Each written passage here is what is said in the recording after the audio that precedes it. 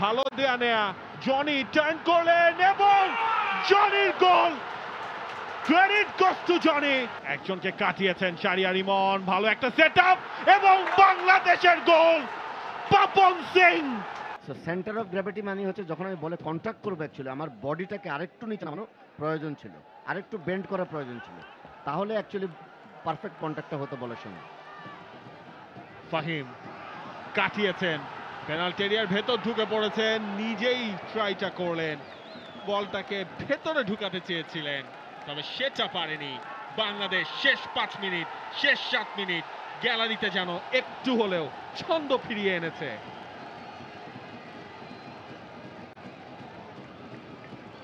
বলছিলেন জুলফিকার মাহমুদ মিন্টু, বাংলাদেশের এই লাস্ট মোমেন্টে কি করতে হবে ফার্স্ট হাফের বাকি যে সময়টুকু রয়েছে। অ্যাকচুয়ালি এখন যেটা হচ্ছে এটাই অ্যাকচুয়ালি তাদেরকে করা দরকার, ফ্ল্যাঙ্ক অপারেট করতে হবে, এবং ফ্ল্যাঙ্ক অপারেট করতে গেলে সবসময় যে শুধু রাকিব কিংবা ফাহিম যাবে সেটার চেয়ে বেশি ফোকাস করতে হবে যে কিভাবে মোরসালিনকে ইউজ করা যায় এবং হচ্ছে মুজিবুর রহমান জনিকে ইউজ করা যায়।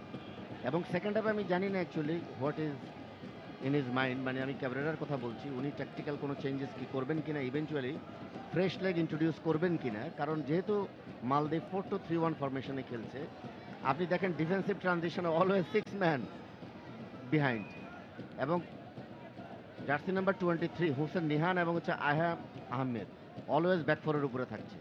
সো এটা তাদেরকে যে ডিফেন্সিভ সলিডিটিটা দিচ্ছে, সে কারণেই কিন্তু অ্যাকচুয়ালি আমরা সেন্ট্রালি তেমন কোনো পেনিট্রেশনের সুযোগই তৈরি করতে পারছি না। যা আমরা সুযোগ তৈরি করেছি সেগুলি কিন্তু হচ্ছে ফ্ল্যাঙ্ক অপারেশন থেকে। সো আমাদের অ্যাকচুয়ালি এখন সেই ট্যাকটিক্যাল চেঞ্জেসগুলো করব কিভাবে এবং কোন প্লেয়ারের মাধ্যমে করব, সেটাই হচ্ছে অ্যাকচুয়ালি ইম্পর্ট্যান্ট ব্যাপার। এবং আশা করি যে হয়তো সেকেন্ড হাফে কোচ ডেফিনেটলি এগুলি কনসিডারেশনে নেবেন এবং উনি ওনার ডিসিশনটাও হয়তো চেঞ্জ করবেন বা নতুন কোনো ফ্রেশ লেগ ইন্ট্রোডিউস করবেন উনি অ্যাকচুয়ালি। আমরা খানিকক্ষণ আগেই দেখছিলাম পিয়াস আহমেদ নোভা এবং রহমত এই দুজন ওয়ার্ম আপ করছিলেন।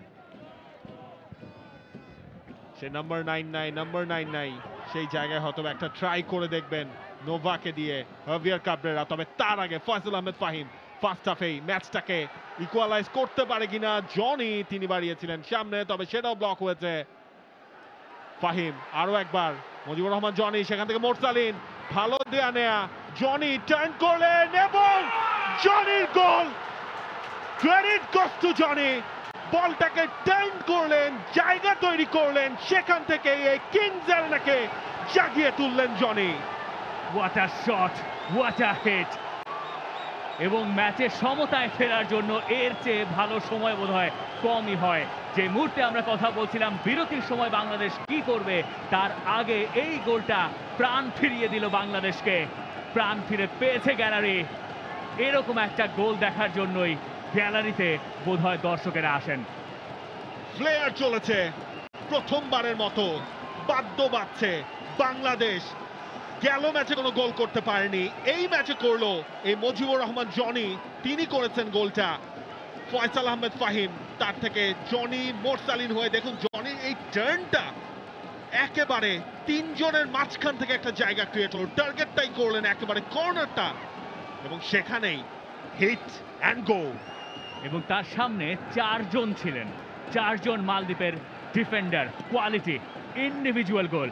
বক্সের বাইরে থেকে হিট, হুসেন শরীফের কোনো সুযোগ নেই।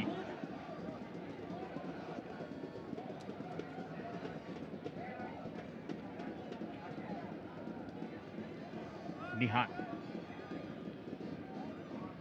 সাদ, পাপন সিং, এবার তিনি ফাউলের শিকার। ফ্রি কিক বাংলাদেশের। তপু,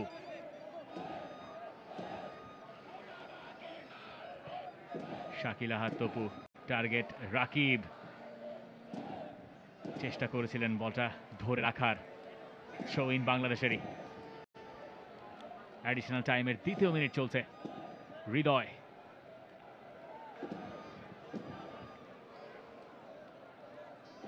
তপু, টার্গেট নোভা, রাকিব, সাদ, রাকিবের ক্রস, এবং সেখান থেকে বল আর জায়গা মতো রাখা গেল না। রহমত, অবশেষে মালদ্বীপ খানিকটা বোধহয় দম ফেলার ফুরসত পাচ্ছে। সেটাও কমিয়ে আনার টার্গেট ছিল রহমতের, তবে থ্রোয়িংটা একটু সামনে থেকে নিয়ে নিয়েছিলেন। রেফারি বলছেন আরো পিছে যাও, এরপর আবারও ম্যাচটা স্টার্ট হোক। সাদ, রাকিব,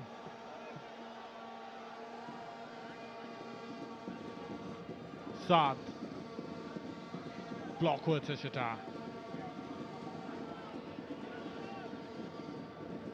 আর মাত্র 4 মিনিট সময় বাকি রয়েছে ম্যাচের। রহমত, শাহরিয়ার ইমন, একজনকে কাটিয়েছেন শাহরিয়ার ইমন, ভালো একটা সেটআপ এবং বাংলাদেশের গোল। পাপন সিং জাতীয় দলের জার্সিতে প্রথম গোল। দারুণ একটা সেটআপ, দারুণ একটা মুহূর্ত এই বসুন্ধরা কিংস অ্যারেনায়।